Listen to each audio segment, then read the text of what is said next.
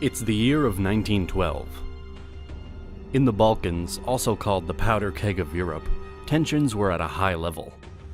We are before the First World War, in the last years of the Ottoman Empire, and of their deep rule in continental Europe. In October 1912, a new war will start. The identity of the Balkan region was dominated by its geographical position. Since the ancient times, the area was known as a crossroads of culture and civilization. This area has been a bridge between the Latin and Greek parts of the Roman Empire. Also, it was the final destination of an important influx of migrators, Bulgars and Slavs. In the Middle Age, the region became an area where the two branches of Christianity met. Orthodox and Catholic people met since the Great Schism. After a few centuries, the region will contact a new religion and a new culture under the rule of the Ottomans. Their first ruler was Osman, which will be known as Osman I, the founder of the Ottoman Empire. It's not known for sure how small an Anatolian beylik started to dominate the region, but the vulnerability of the Byzantine Empire created the situation for them to expand. They passed into Europe, defeating local leaders and taking profit from the instability of the region.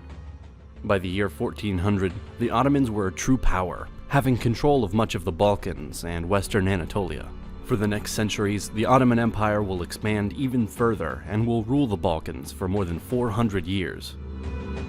The majority of the people living in the area were Christians, speaking a different language, having another culture. The differences between the Turkish culture and the Balkan ones were huge. The Ottomans reached their peak in the 16th century, but in the next ones, their military system fell behind that of their European rivals. The Sultanate suffered military defeats in the 18th and 19th centuries. Also, rebellions started to happen, especially due to the rise of nationalism, a popular sentiment which changed the history of Europe.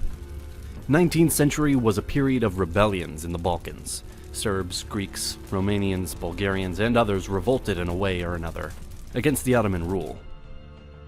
Greeks declared their independence in 1821, and it was recognized in 1830. Also independence of Romania, Serbia, and Montenegro, and a semi-independence for Bulgaria was recognized in 1878 after a war, even if some of these countries declared their freedom sooner. By 1908, Bulgaria was recognized as fully independent. Tensions among the Balkan states over their rival aspirations to the provinces of Ottoman-controlled Rumelia, namely Eastern Rumelia, Thrace, and Macedonia, subsided, somewhat following intervention by the great powers in the mid-19th century, aimed at securing both more complete protection for the province's Christian majority and protection of the status quo. Even if these nations gained their long-desired achievements through their independence, Ottoman rule was still there over some of these people. Bulgarians, Serbians, Greeks, and others were left outside their motherland in this territory, still controlled by the Ottomans. Tensions existed between Serbia and Bulgaria over some territories. Serbia's aspirations to take over Bosnia and Herzegovina were thwarted by the Bosnian crisis and the Austrian annexation of the province in October 1908. After the unification of Eastern Rumelia, Bulgaria began to dream to its national unification.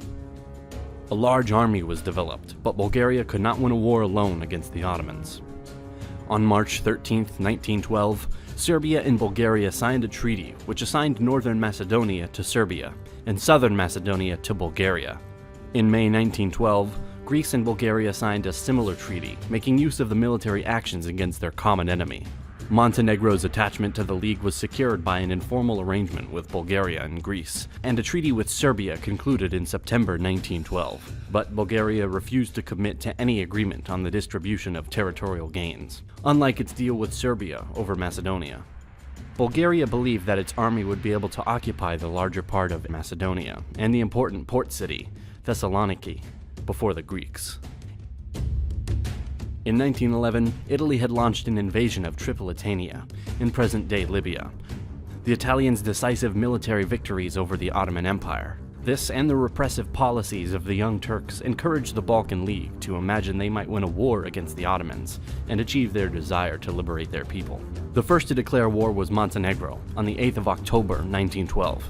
An ultimatum was sent to Istanbul on the 13th of October. Bulgaria, Serbia, and Greece declared war on the empire on the 17th of October. The Ottoman order of battle when the war broke out constituted a total of 12,000 officers, 324,000 other ranks, 47,960 animals, 2,318 artillery pieces, and 388 machine guns.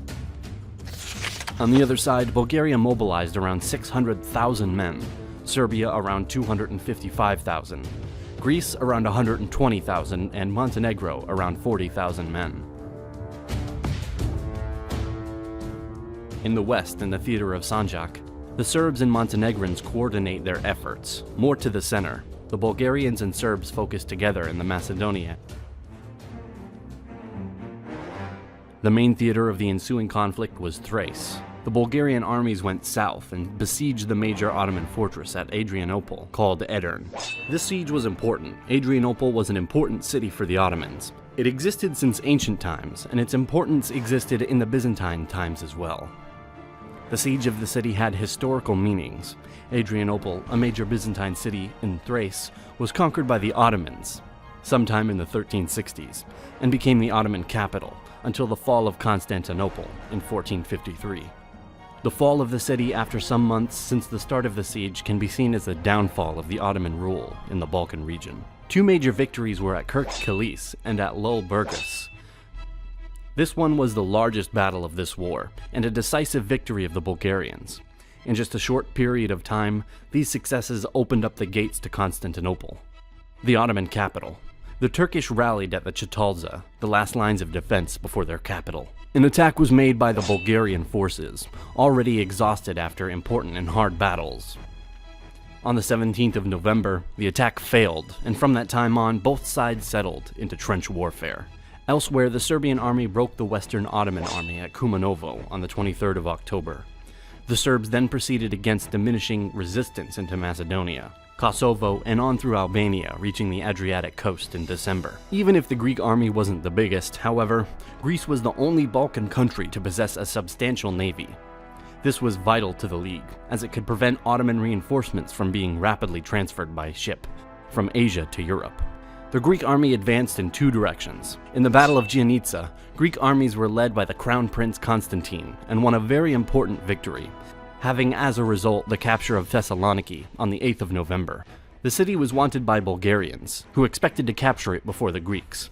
Upon hearing about the Greek success, Bulgarian High Command urgently dispatched a division from the north in the direction of the city. The division arrived there a week later. Further west, in the Epirus front, the Greek army was initially heavily outnumbered, but due to the passive attitude of the Ottomans, pushed north after the victory at the Battle of Bazani in March 1913. Montenegrin forces moved into the Sanjak of Novi Pazar and besieged the northern Albanian town of Scutari. The Ottomans signed an armistice with Bulgaria, Montenegro, and Serbia on the 3rd of December. Greek military operations continued. By this time, Ottoman rule was limited to the three besieged towns of Adrianople, Janina, and Scutari, the Gallipoli Peninsula, and eastern Thrace behind the Çatalca lines. While fighting took place at Adrianople, Scutari, and Janina, the armistice was signed, and a peace conference met at London in December 1912. As a result of the Ottoman collapse, groups of Albanian nobles, supported by Austria and Italy, declared Albanian independence on the 28th of November 1912. A coup on the 23rd of January 1913 returned a young Turk government to power in Constantinople. This government was determined to continue the war, mainly in order to retain Adrianople. It denounced the armistice on the 30th of January. Hostilities recommended to the detriment of the Ottomans. Janina fell to the Greeks on the 6th of March, and Adrianople to the Bulgarians on the 26th of March.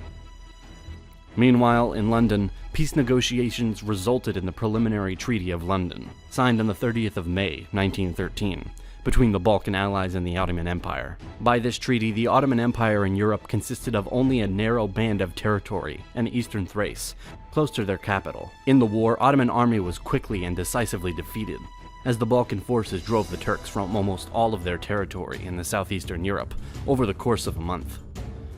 Of course, there were Ottoman victories too, but with less impact. The internal problem of the Ottomans, the instability of some territories, the wars and exhaustion of the Ottoman state, as well as the large and vulnerable borders in Europe contributed to their defeat in the end. At peace conferences over the course of the next several months, an agreement was reached. Macedonia was partitioned between the victors of the First Balkan War.